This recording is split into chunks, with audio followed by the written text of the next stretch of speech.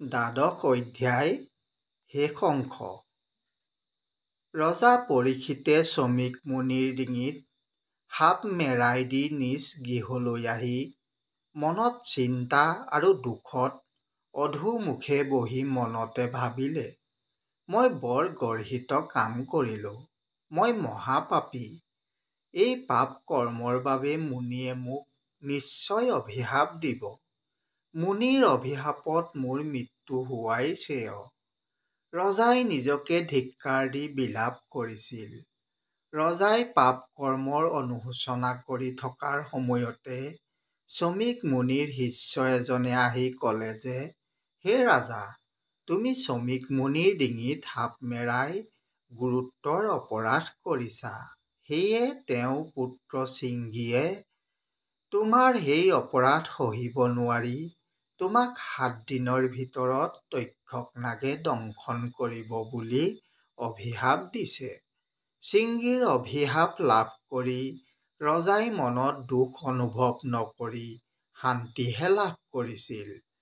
পৰীক্ষিত ৰজাই শ্ৰমিক মুনিৰ শিষ্যক ভক্তিভাৱে বিদায় দি মন্ত্ৰীবৰ্গৰ লগত আলোচনা কৰি পুত্ৰ জন্মেজয়ক ৰজা পাতি পৰমেশ্বৰ কৃষ্ণক ধ্যান কৰি সংসাৰৰ মায়া মোহ ত্যাগ কৰিছিল। এয়া সকলো পৰমেশ্বৰৰ ইচ্ছাতেই হোৱা বুলি জানি তেওঁৰ চৰণত মন প্ৰাণ অৰ্পণ কৰিছিল। পৰীক্ষিত ৰজাই বুজি পাইছিল যে আত্মাৰ মুক্তিৰ বাবে একমাত্ৰ পৰমেশ্বৰ কৃষ্ণক চিন্তা কৰাৰ বাহিৰে আন উপায় একো নাই। সেয়ে পৰীক্ষিত ৰজাই ভাবিছিল, সাপৰ চলেৰে এই দুৰ্ঘোৰ সংসাৰৰ মায়া বন্ধনৰ পৰা পৰমেশ্বৰ কৃষ্ণই মোক মুক্ত কৰিছে। সেয়ে ৰজাই ৰাজ্য, ধন, পুত্ৰ, পৰিবাৰ সকলোকে পৰিত্যাগ কৰি একমাত্ৰ কৃষ্ণক ধ্যান কৰিবলৈ গংগা নদীৰ পাৰলৈ গৈছিল। ৰজা পৰীক্ষিতে মায়া ত্যাগ কৰি গংগাৰ পাৰত একান্ত মনে কৃষ্ণক ধ্যান কৰাৰ কথা দশোদিশ বিয়পি পৰিছিল। সেয়ে মুনিসকলে পৰীক্ষিত ৰাজাক 7 দিনত তক্ষক নাগে দংশন কৰিব বুলি শুনি ৰজাক দেখা কৰিবলৈ সকলো মুনি গংগাৰ পাৰলৈ আহিছিল। ৰজা পৰীক্ষিতে সকলো মুনিকে সাদৰে আসন আনি বহিবলৈ দি পাদ্য, অৰ্ঘ্য, ধূপ আদিৰে পূজা কৰিছিল আৰু অতি ভক্তিভৰা সাদৰী বচনে কৈছিল, আপোনালোকক দেখি মোৰ জীৱন ধন্য হৈছে।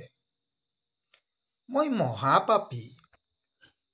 মই অতি গৰ্হিত কৰ্ম কৰিছোঁ। তথাপিও আপোনালোকে এই মহাপাপীক দেখা কৰিব আহিছে।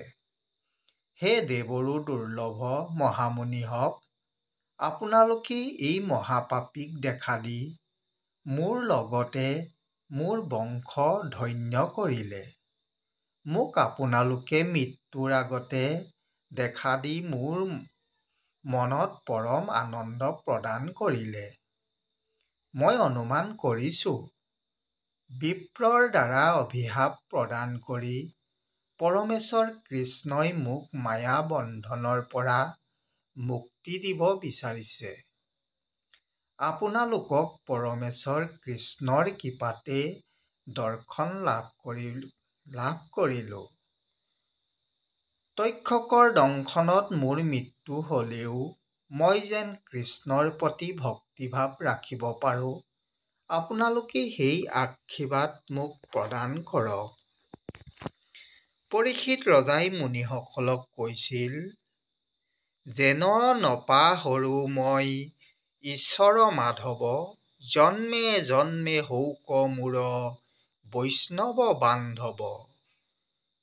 নুগো চোক সমস্ততে মিত্ৰতা আমাৰ, মাগো এই বৰ হেৰা কৰি নমস্কাৰ।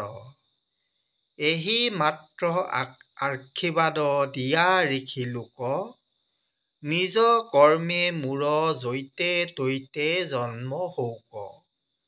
সততে থাকুক কৃষ্ণ চৰণত ৰতি, নাচাৰোক চিত্তে সদা সন্তৰ সংগতি।